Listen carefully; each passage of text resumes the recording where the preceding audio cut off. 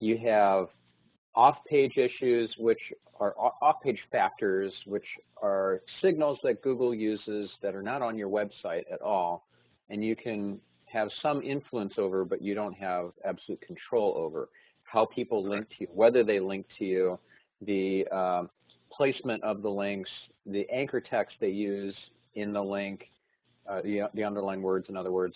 All that is integrated into the rankings algorithm. Welcome to the Magnificent Marketing Podcast, where we interview the top marketing experts in the world and keep you up to date on all the changes and best practices to help you grow your business and stay on the cutting edge. Welcome to the show. Hello, everyone. I'm here again today with Stephan Spencer, and Stephan is an internationally recognized SEO expert and best-selling author. He is the co-author of The Art of SEO, author of Google Power Search, and co-author of Social E-Commerce, all published by O'Reilly. The Art of SEO, now in its third edition and weighing in at nearly 1,000 pages, is considered the Bible on search engine optimization and boasts testimonials from such industry giants such as Seth Godin and Tony Hsieh, and is even used as a textbook at universities. Stephan also hosts the biohacking and life hacking podcast, The Optimized Geek, as well as the online marketing-focused podcast, Marketing Speak. Stephan has spoken at countless hundreds of internet marketing events, including all the major search and e-commerce conferences, such as SES, SMX, PubCon, Internet Retailer, Shop.org, and eTail. He's been a contributor to the Huffington Post, Multi-Channel Merchant, Practical E-Commerce, Search Engine Land, DM News, and Marketing Profs, among many others. And today, we are going to be talking about ranking your site. How the heck do I do this? Stephan, how are you doing today? I'm doing great. That was a really long bio. I should shorten it. Well, I think it's because you have done a lot. So you worked this hard to get all that on there, and then you shorten it, right? Yeah. So, but I guess that's when you know you made it, when you got to shorten your bio. Well, yeah, obviously, this is something that pretty much, I'd say 95% of businesses, unless you're just selling products through like Facebook ads, something like that, ranking your site is paramount to success, or it will paramount to making success a lot easier for yourself. So want to obviously dig in with how companies can accomplish this, and I believe that there's offline and on-site and off-site things that we can do here. But let's first just start off by walking us through best practices here for starting what should be done on-site, and then we'll move to some off-site activities. Yeah. And so this is, let me just pause for a second and share kind of the overall structure for our listeners, that you have off-page issues, which are off-page factors, which are signals that Google uses that are not on your website at all, and you can have some influence over, but you don't have absolute control over how people link to you, whether they link to you, the placement of the links, the anchor text they use in the link, the underlying words, in other words. All that is integrated into the rankings algorithm. And then there are the on-page factors, the things that you can ultimately control, like how you write your title tags and whether you use schema.org markup, or if you are using redirects or canonical tags, canonical link elements, all sorts of geeky stuff like that that is on your site. So those are the two big buckets. And then as far as best practices are concerned, here's the thing, is that you can focus on the stuff that is supposedly best practice and not really make a difference to your business. Kind of like you remember when you were given busy work at school by your teacher because he or she was just tired and didn't want to hear anything from the students for a while. Well, you don't want to be working on the busy work sort of side of SEO. You want to do stuff that is really going to move the needle. So that could be, being more outcome focused with your SEO instead of just activity focused. Most Mm-hmm. SEOs, unfortunately, are activity focused. So I can give you a list of best practices that are things that are, known to be good practices, things that you should employ. But frankly, if they're not going to move the needle that much, why even do it? It's like, oh, I could optimize my meta descriptions, but they're actually they're not a ranking signal. So do Mm-hmm. I make that change to my meta description, or do I focus on things that are really going to make a bigger difference, like the title tag? Yeah, that's what I say. Let's start like with the low-hanging fruit, meaning not just the easiest tasks to do, but the ones you can take care of that you should take care of right away. What are some of just like, hey, you got to do this, this, and this, and then you're right, like meta descriptions. Those are more human factors to people to click through. But if you're not ranking organically, then those are pointless to spend your time there. So, yeah, what are some of the main things you should, hey, make sure your site architecture or your HTML or your site speed, or what would you pay most attention to from the get-go? Yeah, well, that's going to depend on a lot of different things. So I'll give you a generic answer, but let's say you're running on WordPress, my answers will be different for you than if you are running on some convoluted CMS that's really difficult to manage and to make changes to. It will also depend on the size of your site. If you're, the size of Zappos or somebody, which I've worked with and helped them with their SEO, very different ball game than if you have a 50-page website or a 15-page website. So I'll just give you some really basic, low-hanging fruit sort of things that you can focus on as a starting point. So let's say that you don't know how fast loading your pages are. That's an easy thing to address. Just go to a couple of free tools. Like, for example, there's a tool called webpagetest.org. That's very helpful. It will tell you how fast things are loading and what's kind of clogging the pipes up in terms of your page speed. And then there's a tool free from Google called PageSpeed Insights. And we can include links in the episode show notes so people can get right to those tools, but you can easily find them just by Googling for them too. Like, just type in PageSpeed Insights into Google and you'll find it. It's the first result. And it's a free tool from Google, and you put in your URL and you see how you score. And if you're in the red zone or in the yellow zone, I would work on improving your page speed. What are some easy things that you could do to improve your page speed? Well, your images probably could be compressed more and made smaller.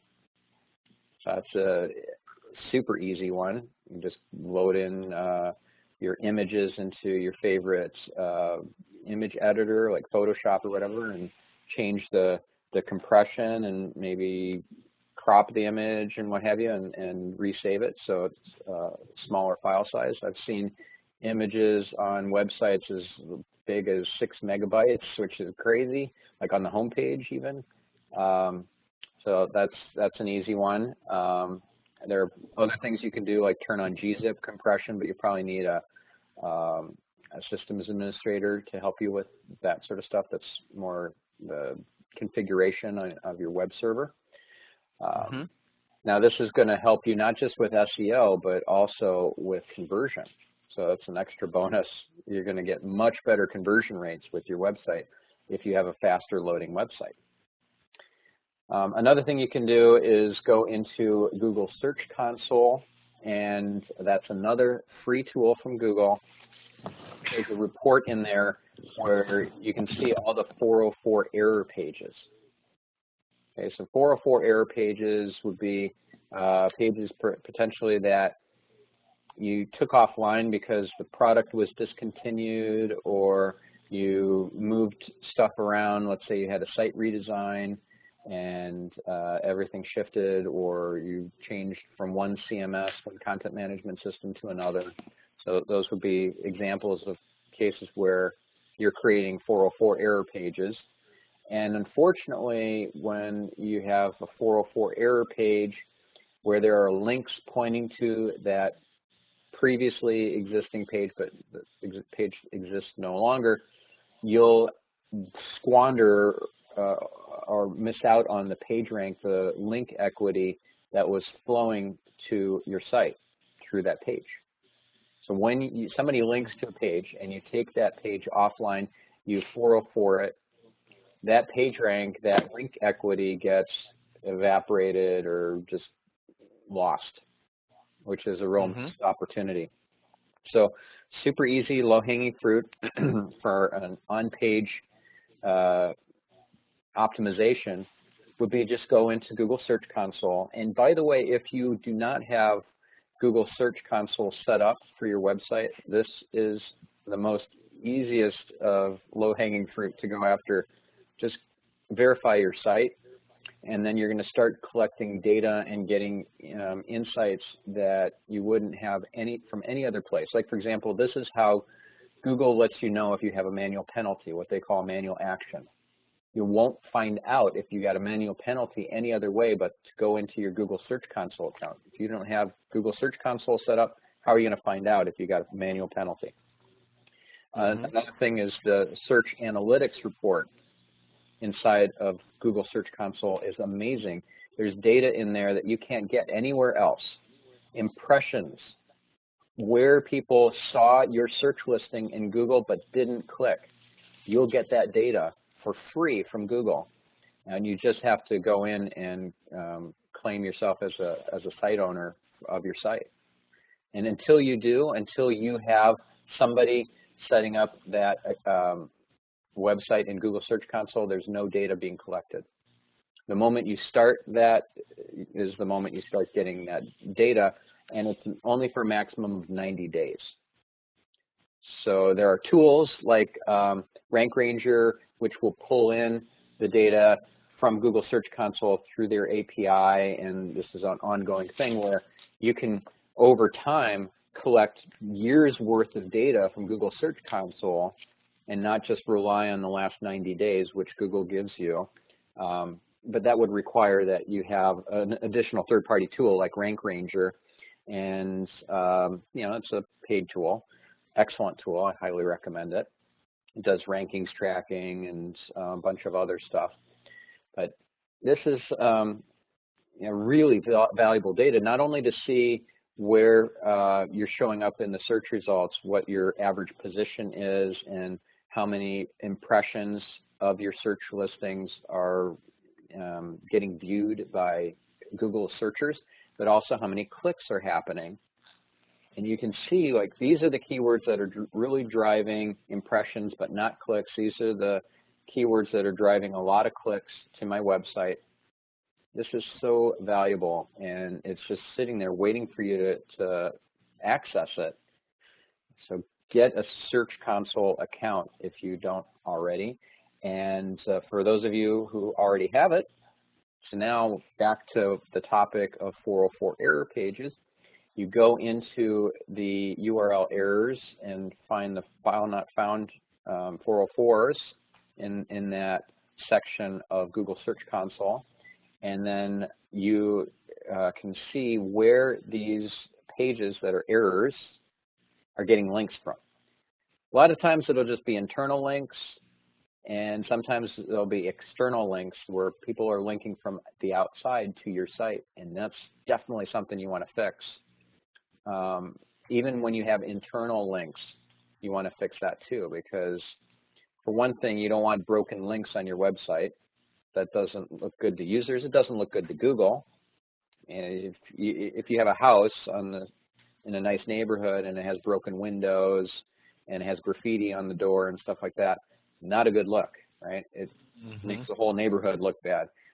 Certainly your house.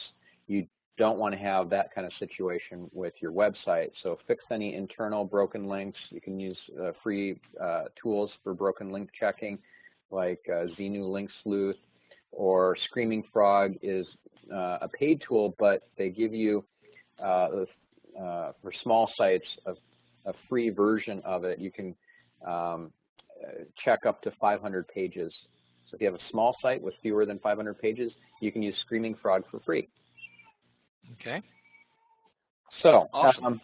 yeah, if you go in there, you see that these 404 pages are getting links either internally or externally or both. Then you can fix those 404 pages, redirect them to a nearby relevant page on your site, and recapture that link equity. Okay. Yeah. Awesome. There are plenty of other things, but let's. No. But I mean, you've given. I know you probably talk about this all the time, but I mean, I hear what you're saying, and a lot of the time, you might need to, obviously have someone a little bit technical either within your company, or you might need to reach out to an SEO firm that, is applying some of these tools. But all this stuff will be identified either through another company or somebody internally. And this will make a lot of sense to them. And what Stephan's doing is pointing everybody in the right direction, where to go to look to find this stuff, and then you got to just go and clean it up, because those are, you got to get everything set up right, to give yourself the benefit of all the, inbound efforts from links that we'll be getting into here in a bit. But no, you've given some great stuff. Now, one thing I would like to have you touch on is, the HTML markups. Because I believe a lot of times people might not have anything tagged on their site, let alone having a meta description. They might not have, an individual service page tagged correctly, or their home page tagged correctly, let alone the, all the blogs or whatever they might be doing, or images or whatnot. So can you touch on that for a bit as well? Yeah, sure thing. So let me first of all distinguish the HTML tags that matter versus the ones that don't from an SEO standpoint. Awesome. So you probably have heard of H1 tags, and that they're good for SEO. Well, they actually have really no impact on your SEO. What has the impact is whether this headline is prominent in the page, like rendered prominently, it's in a large font size, etc., and its placement. If it's high up on the page, visible above the fold, versus you have to scroll to finally get to that H1, doesn't matter whether it's H1 or it matters that it's a prominent headline. So that's called keyword prominence. So that's something that matters, and that's not actually HTML markup per se, that's the layout of the page. The fact that the HTML markup says that this is an H1 is really just for your own benefit, so that you can identify that, okay, this is my major headline versus the H2s, which are subheads, versus H3s, which are sub-subheads, etc. And then you decide the font treatment, the style that you apply, the styling that you apply to those different types of headlines. So what matters is the keyword prominence. There's another thing called keyword density that used to be talked about in SEO, but it was never really an important factor. It doesn't matter that, let's say you have an average of 3.5 for your keyword phrase for a particular page. It's really ridiculous to even measure that, to say that, well, I've got 4 occurrences of this word and 2 occurrences of this other word in my phrase, and 1 occurrence of the exact phrase, and then it does some calculation to figure out what your keyword density is. It's ridiculous. It really is a waste of time. Okay. So don't think about keyword density, think about keyword prominence. Okay. If you have a page that is all about blue widgets, and you talk about blue widgets in the first paragraph, you're going to rank better than if you didn't mention it until the very last paragraph. Like, oh, I forgot to tell you, this whole page was about blue widgets. Right? So that's not even getting into the HTML tagging yet. That's just good, thoughtful content writing for SEO as well as for humans. What you create for humans should be good for SEO. What you create for SEO should be good for humans. If it's only for one party, one camp, and not the other camp, you're doing something wrong. It should enhance both the usability and the SEO. Okay. So back to your question about which sort of tags matter. from an on-page standpoint, the title tag is the most important element, most important tag on the page. That's where you're going to really help set the keyword focus for the page. But then you need to reinforce that keyword focus or keyword theme elsewhere in the page, right? That's where the keyword prominence comes in.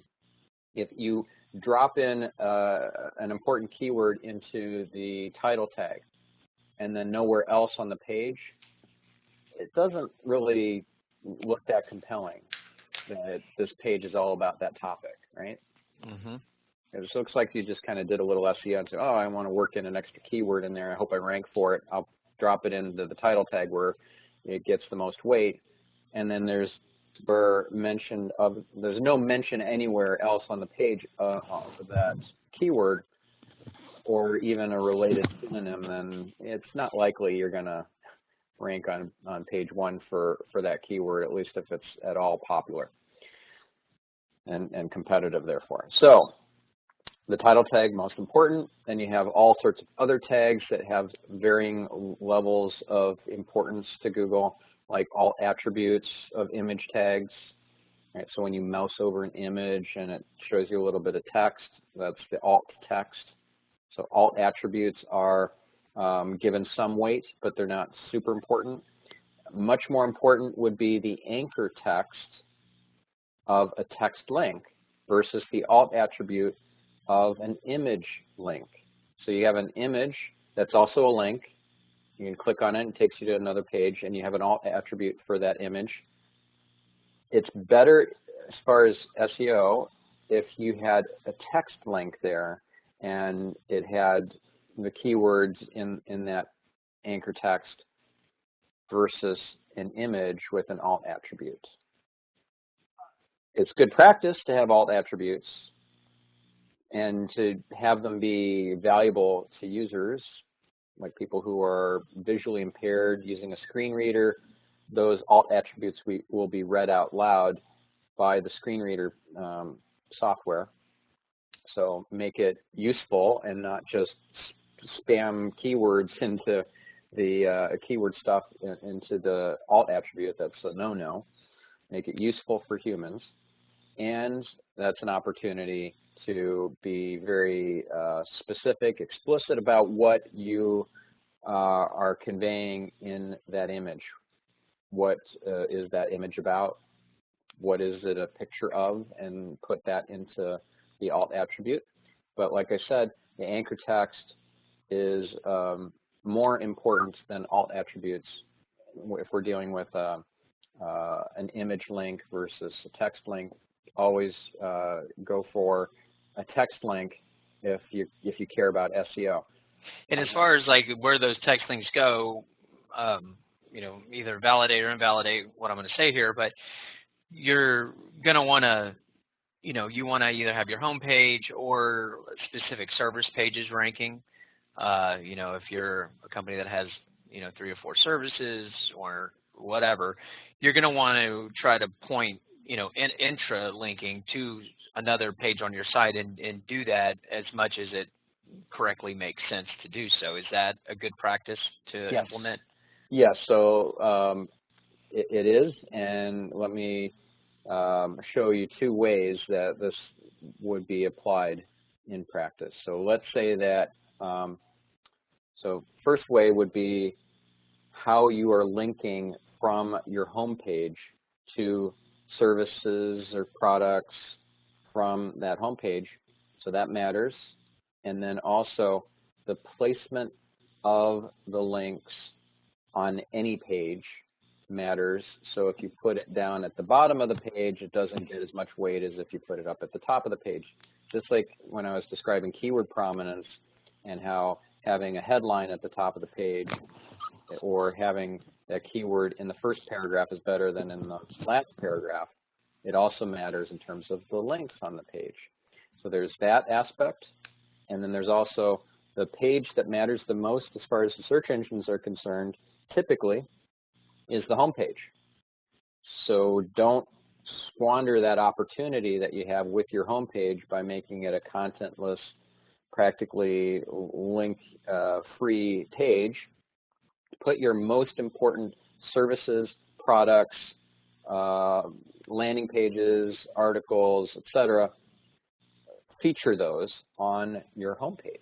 Like the bottom of it where it says featured blogs or our services, don't just have it be a drop down, actually have like a nice square circular image or whatever that you can hover over and click through to the service page. Is that what you're describing?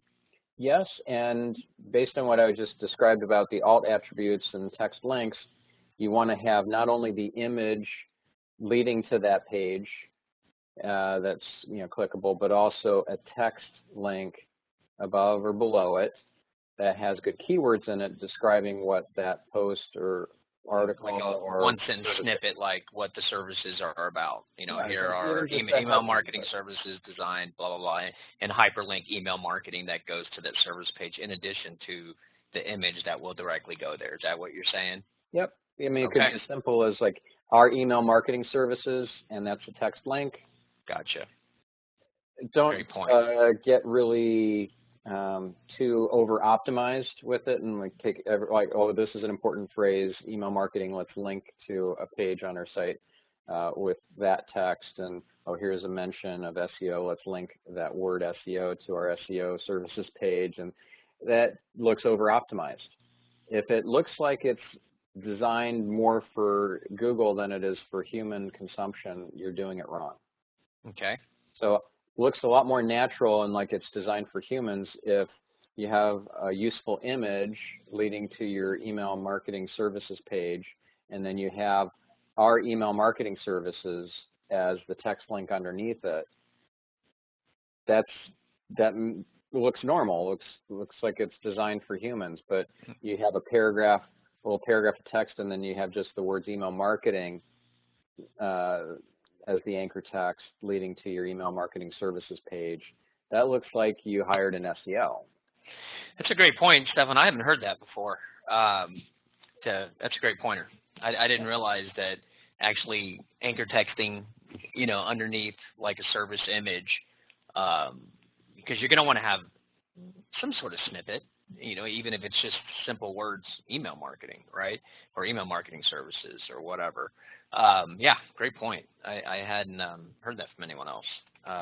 So think of it this way, like if this looks over-optimized, like an SEO was in charge rather than a usability expert or a copywriter, you're doing it wrong.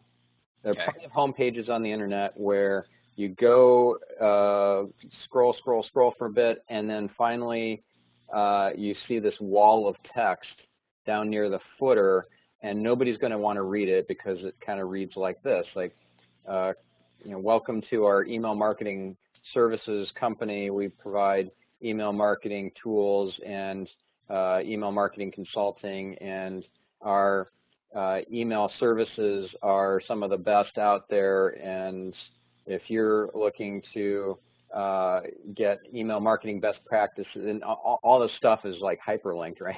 So it looks like it was created purely for search engines and not for human consumption. That puts a big target on your back and makes Google not very impressed with your website. Okay. Yeah. Awesome. All right. Well, very cool. In the spirit of time, I believe we have about 15, 20 minutes left here.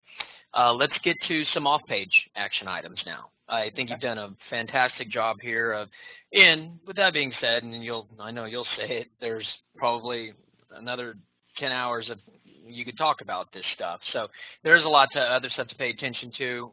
You obviously can continue to follow Stephan, download some of his books, and learn all the nuances, but feel like you've given some good low-hanging fruit starting points for people to, hey, at least go take care of this stuff. Now come back and learn some other stuff. But let's talk about some off-page action items. Like what can now this got everything set up as well as you can.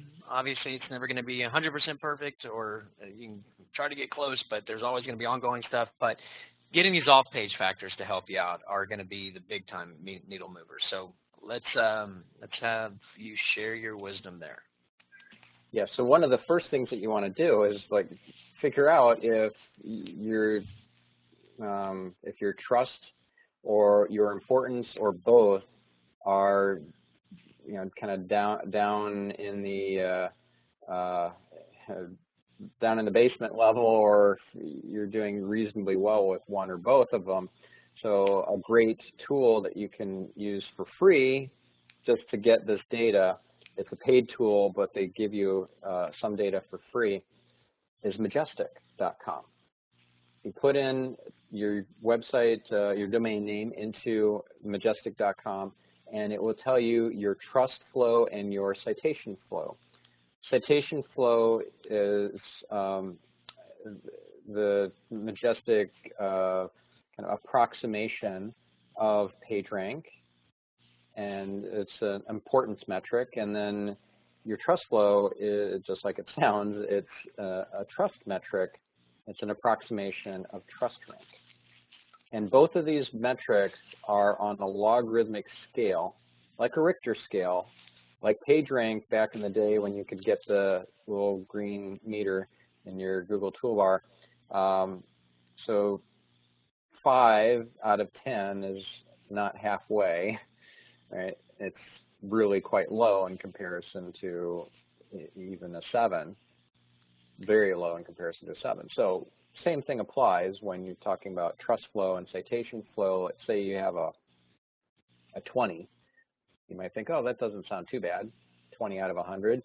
Well, yeah, that's pretty bad when you consider that that's on a logarithmic scale. It's not 20% of the way. It's, imagine a mountain. It's basically at base camp. Mm-hmm. It's at the bottom of the mountain still. So first, you got to figure out where do you stand? How do you fare? So that's a great, easy, fast way to check. Just go to majestic.com, put in your domain name. So now you know the metrics, the trust flow and citation flow scores for your website. Now you can start making some changes, and if it's a very low score, like under 20, then this is probably your Achilles heel. Unless you are only concerned about ranking for very unpopular keywords that very few people are searching for and very few people are competing to rank for, you're going to have a hard time. Like a trust flow score in the teens or in the single digits doesn't deserve to rank for a competitive high-value keyword. Just, it's just the way it is. Now, consider that this is a third-party tool. Majestic is approximating Google's PageRank and not giving you an inside view into what's happening in the Googleplex.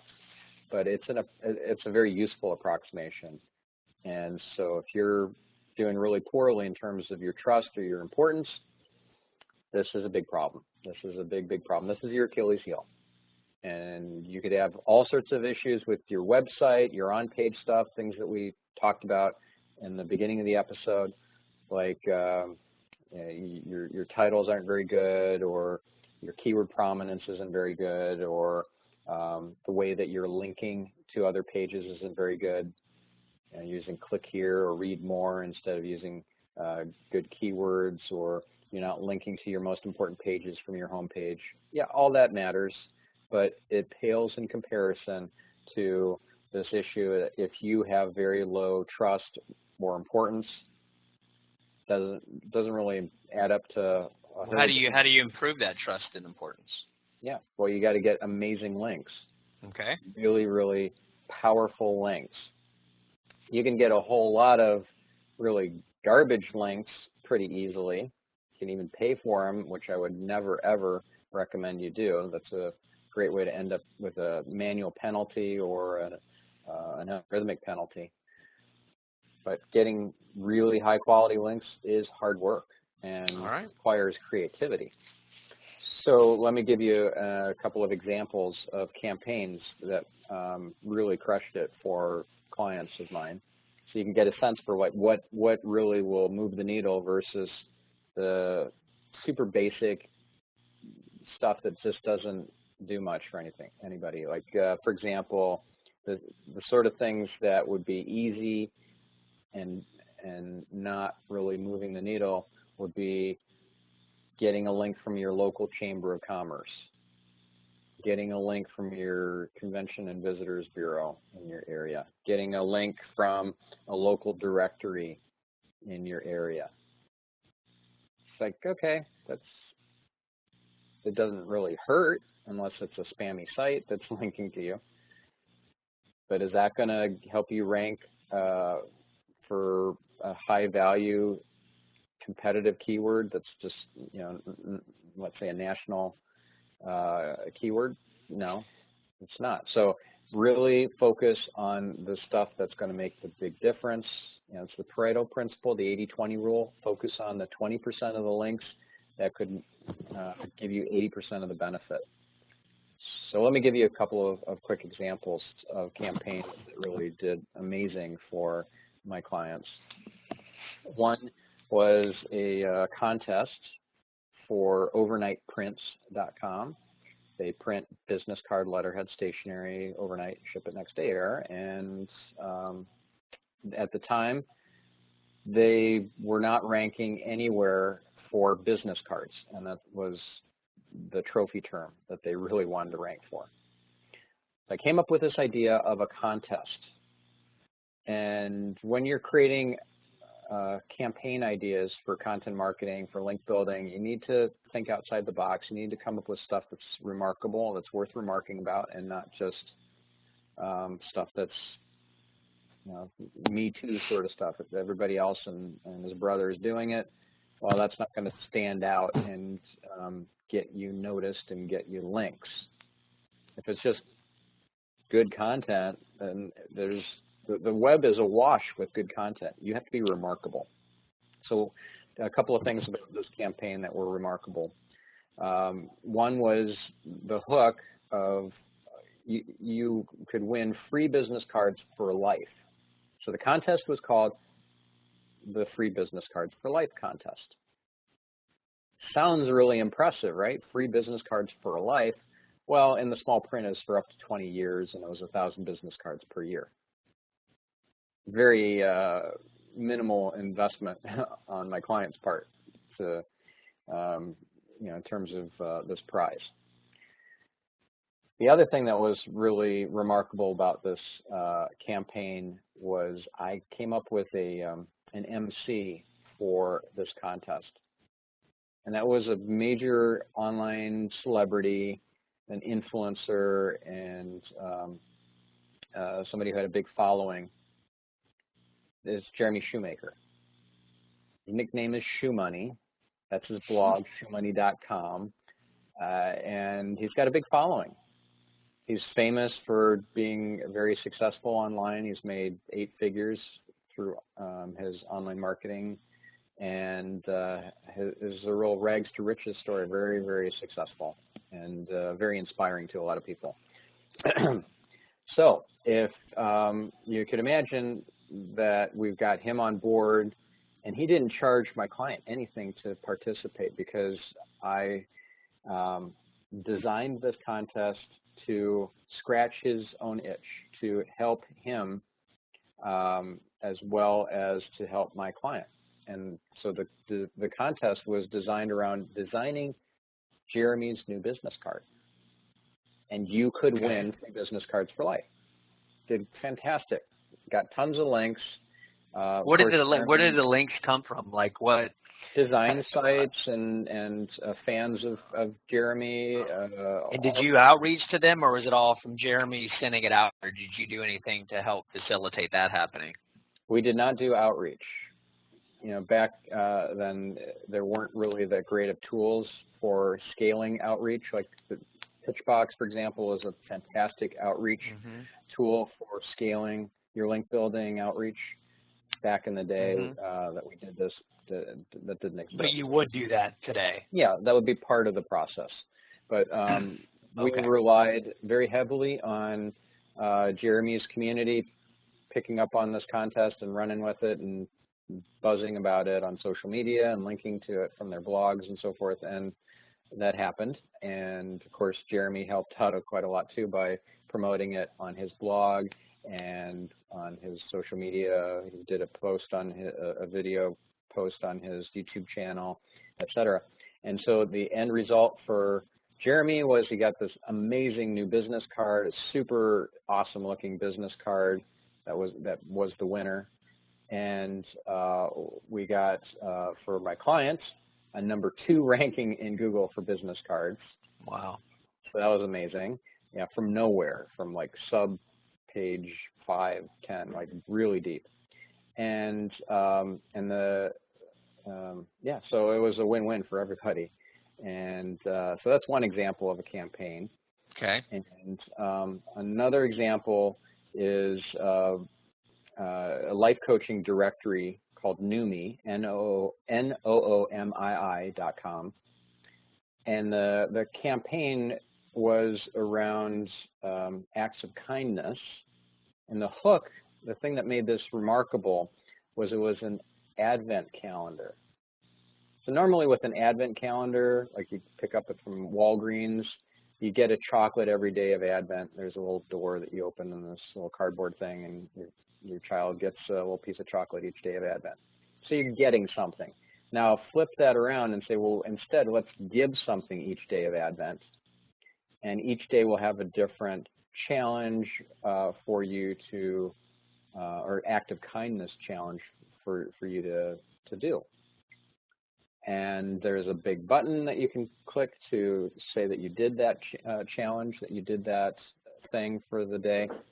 And also, if you wanted to write a little story about it or comment, then you could do that too. It's all based on WordPress, but very cute design with illustrations, and it was really adorable. And they got lots of great links from that, a lot of social media coverage as well for it, and it really helped their SEO, helped them rank higher in Google for a range of different life coaching and career coaching and business coaching keywords. It's a rising tide that lifts all boats. It's a campaign that lifts the overall domain authority of the site, and every page benefits. Okay, awesome. Now, to circle back to what you said, local chambers and getting links like that, I hear you on like a national realm, if it's super high competitive stuff. But like locally, there's a good chance your competitors aren't doing that stuff at all.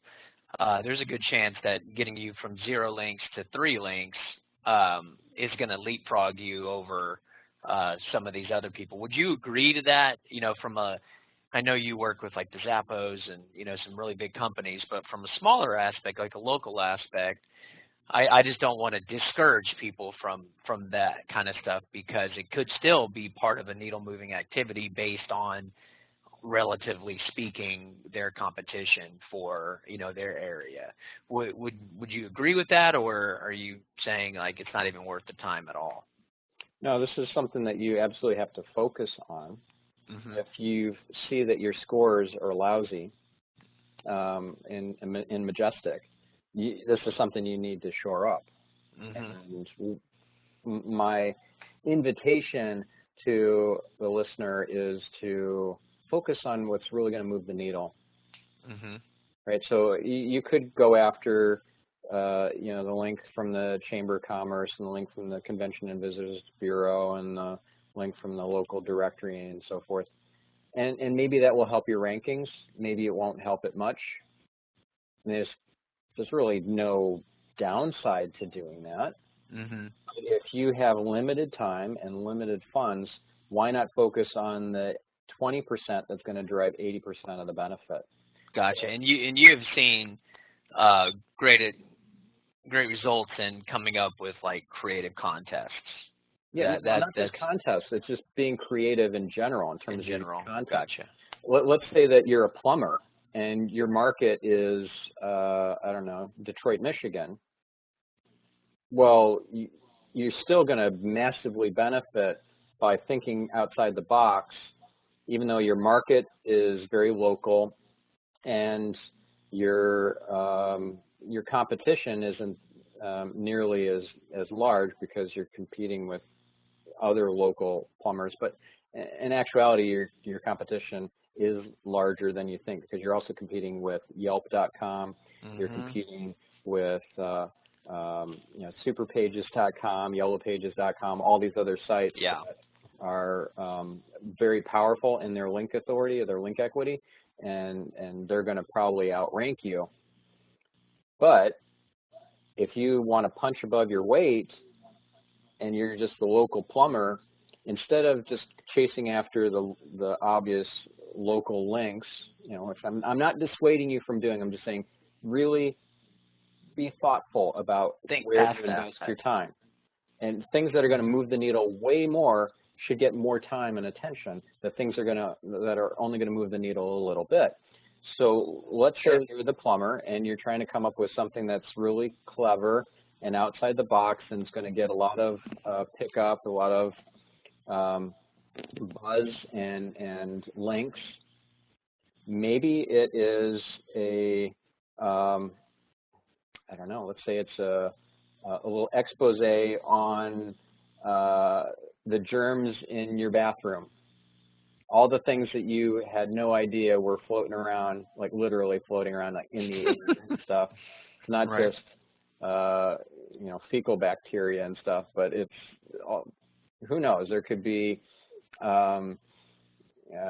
coli and salmonella and all sorts of nasty stuff in your bathroom, and he could just do a little viral video showing, like, he's culturing different places. What's the dirtiest place in your bathroom? Is it the toilet lid? Is it the handle on the toilet? Is it the doorknob? Is it the floor? Is it the inside rim of the toilet? Or what? I'll tell you right now, Steph, I know you're just going off the cuff here, but that seems very interesting. and I think what you're getting at is be creative and write exceptional stuff that's really going to, garner some attention. Exactly. And the contests are huge for obvious reasons. People win stuff, and if they're, designed in a fun way, then that alone gets people interested. And this is an example of a very thoughtful, thought-through piece of content. Now, love your idea. Actually, I really love that idea for plumbers listening. Take that and run with it.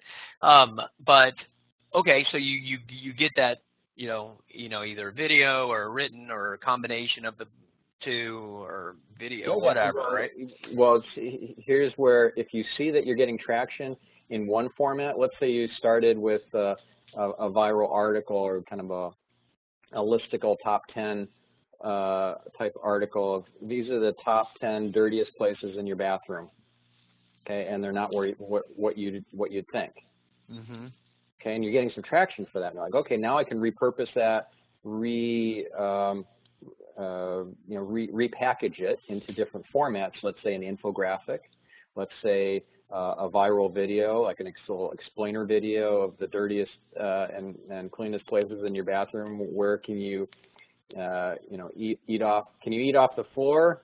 Or off the toilet lid, or can you, are there certain places that you really should be using gloves in your own bathroom? And so that could be a very entertaining viral video. You could do man on the street interviews where you're doing it also by video, but you're asking people for their impressions, like where do you think it's the dirtiest in your bathroom, and how dirty is your bathroom? Do you think there's salmonella and E. coli in your bathroom, or do you cover your toothbrush so fecal bacteria doesn't land on it, because of course that's in the air all the time, 24/7. Yeah, you could have a lot of fun doing man on the street interviews in your local town, just asking random people fun questions like this. So you just repackage this idea that seems to have traction into different formats. It could be comics, viral videos, infographics, personality tests, quizzes, checklists, worksheets. Now, on those things, like the infographics, the blog articles themselves, the videos, the checklists, then what? You talk about viral, but a lot of times if you build it, they will come. It's not necessarily true. You know, you got it. Exactly. So let's like, okay, so you got this awesome ball of twine, so to speak, this awesome various pieces of content. You want to get that rolling. What do you mean? Are we talking about putting some ad dollars behind them? Are we talking to do blogger and publisher outreach? Like, how do you get that going? Because, yeah, I could see Zappos, something like that, going viral. I could even see this amazing contest with this influencer going viral. But not everybody has, you know, that kind of resources or that kind of connection to like a big person. But what else can people do to get that going? Yeah.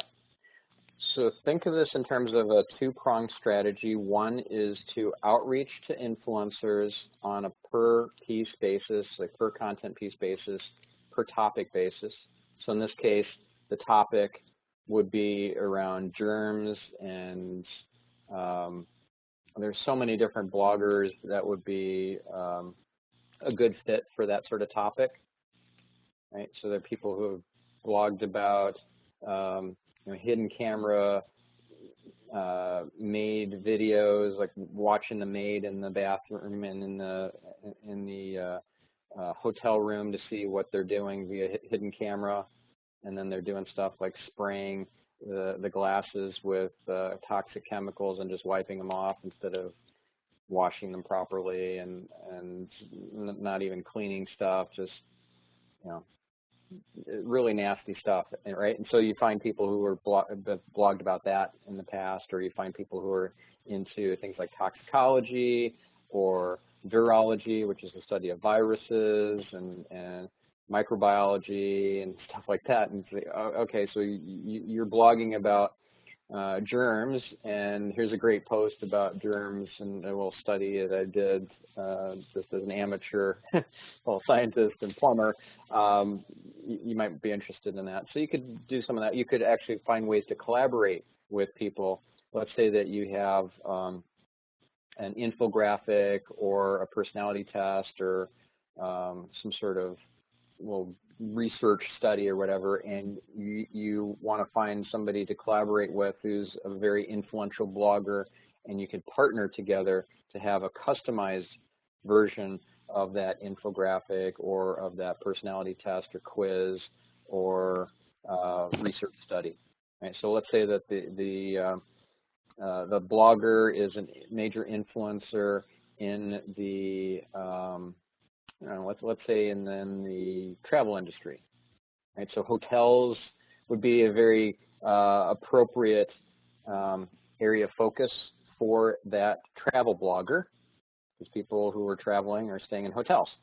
So you collaborate with this blogger and say, hey, I did this study in regards to your own bathroom, and I would love to extend it to hotel bathrooms. Do you have any data on germs and bad practices that the maids do and stuff like that for hotel bathrooms, so that we could create a custom version of this infographic that I've already done for your own home bathroom, and also, you know, top 10 checklist of things to look for and to clean in your bathroom, make sure that you don't get sick and so forth. I'd like to have a hotel travel version of that. Can we collaborate? And of course, if they want to collaborate with you, which I would imagine they would, because this sounds like a great opportunity. I'm just completely making this up as I go. Oh, I know. But you know, let's say that they're into that idea. You don't even have to ask them for the link. They're going to want a link to those amazing resources. So they were a part of the creation of this thing. And so how do you find that person? And I assume you might want to reach out to more than just one. Sure. How do you can you walk somebody through how to? I know there might be some tools, I believe. Oh yeah, influencer finding tools. I think BuzzSumo does it as well. There's also Follower Wonk to find Twitter power users, influencers. So for example, let's say I'm looking for somebody in a particular niche or industry, and the tool Follower Wonk will search through all the Twitter bios for that keyword. That's really cool, and they'll display their metrics right there, so you can see how many followers they have, how many tweets, all that sort of stuff. So you can quickly find influencers in your topic that way. I use Pitchbox as well, and that's a full suite of tools for doing influencer outreach, but part of the process is to build your prospect list of influencers. So you can set a minimum threshold of, say Mosrank or Majestic Trust Flow, and you can put in a keyword, and it will build a list of influential bloggers in that topic space that have that minimum trust flow score, and then you can outreach to them using Pitchbox. So yeah, there's some great tools that will help you do this. You could do it manually, but it would be painful to try and find these people. As you say, you don't just build it and expect that they will come. You build it and then you promote it. So you create this amazing thing, this remarkable content piece, and you don't invest everything in that. You see if you get some traction, and then you build on it. You repackage and repurpose and create different add-on campaigns or content pieces. But if you're starting to see traction with it, then you want to continue to invest in it. And yeah, so build the thing, the initial prototype or the first campaign in that topic space. You see if it gets traction by pushing it out to some power users and influencers on social media, and emailing them and seeing what you can do to collaborate with them. And if that starts to show some serious traction, then you double down and invest more time and energy and budget on outreach to these influencers. And ideally, you get a power user in your hip pocket, like I had Jeremy Shumani helping to promote the contest for overnight prints. You get somebody like that to help you. Like another example, Intuit, for their TurboTax division, they did a contest, a tax wrap contest a while ago, and they got Vanilla Ice to be their spokesman. And that was genius. Just that was so remarkable. I mean, yeah, it's just surprising. A little side note, my wife was in the room when Vanilla Ice got the phone call. I think he's from like Arlington or Dallas, where she grew up, and was in the room when he got the phone call for his first like big contract or whatever. Oh, that's funny. A little side note there about Vanilla Ice. Right. So you can imagine that he's probably affordable now. Yeah. And he's still got name recognition, and there's a surprising kind of remarkability in the use of his name. So let's say that you had Vanilla Ice's 10 tips for remodeling your bathroom. It's like, what? What does Vanilla Ice have to do with remodeling my bathroom? Well, actually, first of all, it's kind of, there's some counterintuitiveness and some cognitive dissonance there when you hear this rapper from the 80s talking about remodeling your bathroom. But what many listeners, but maybe a few know, is that he actually has a show on the DIY network about doing home remodeling and doing makeovers of your rooms and your abode. So it's relevant when you know a little bit more of the backstory behind what Vanilla Ice is up to these days. And that would be tangentially related enough for that plumber to say, well, that's a pretty cool idea, and that could get me a lot of play. And you don't need a whole lot of email kind of outreach to start to get that thing taken off. Well, yeah. So that's, I mean, that's certainly remarkable.